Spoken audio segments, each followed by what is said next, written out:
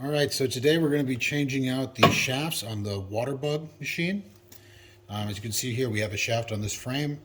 The first thing you're going to want to do is take a 9/64 Allen wrench, which is what this is. That's what all of these heads are. Make sure you firmly seat the Allen wrench in there. And then you're just going to reverse these screws out. It's not going to probably be as easy as these, but it should definitely come out.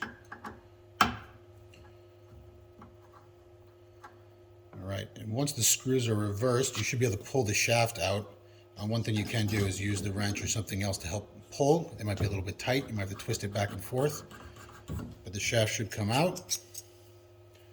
And you're going to go ahead and take the new shaft and put that back in and push it all the way tight until it's against the back. It'll bottom out and hit the rear motor. And then you're going to tighten these back on. Now here, you're going to snug both of them down first. Because we do not want to break these Allen screws, as you'll have to get a whole new coupler. But yeah, snug them down, and then just go ahead and make sure you can tighten just a little bit past snug, maybe about a half turn to a full turn past snug. Right about a half turn there.